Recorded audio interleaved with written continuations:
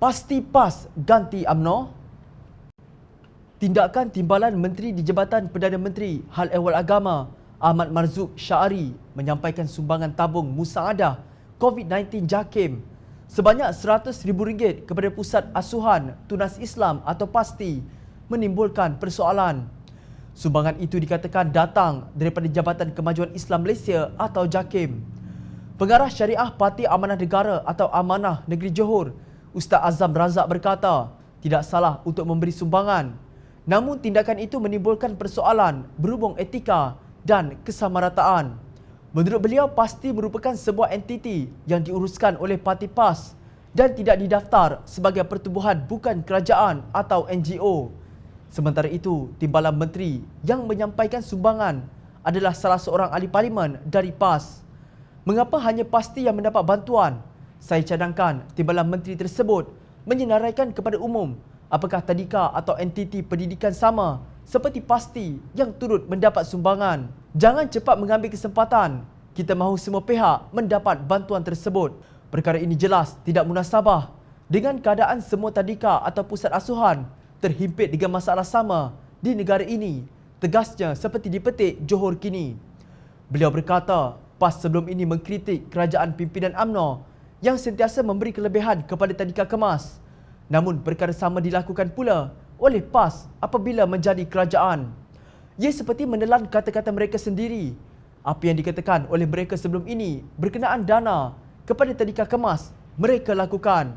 Kita mendesak JAKIM dan pihak kementerian mengeluarkan senarai pusat asuhan dan tadika seangkatan dengan PASTI yang telah diberikan bantuan sama. Kita tidak mahu wujudnya diskriminasi dalam soal agihan bantuan kerana kita mengetahui dalam hal ini semua pengusaha pusat asuhan dan tadika turut dalam kesempitan, bukan hanya PASTI sahaja, tegasnya.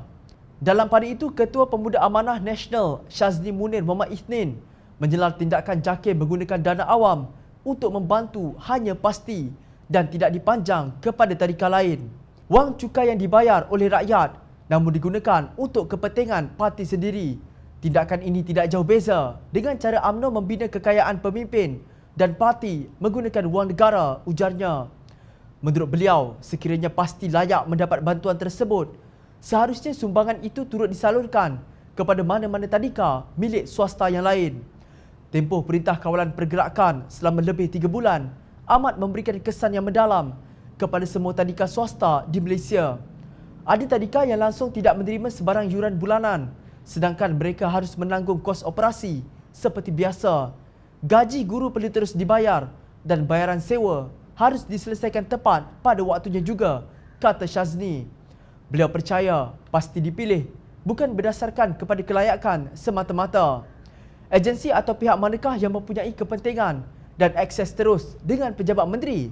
Justru tidaklah menghairankan kerana Timbalan Menteri Agama sendiri adalah ahli Parlimen PAS, tegasnya. Mengapa PASTI mendapat keistimewaan ini? Dalil apakah yang akan PAS gunakan sebagai menjustifikasi penggunaan wang rakyat untuk diberi kepada pihak yang sebenarnya di bawah urusan parti itu?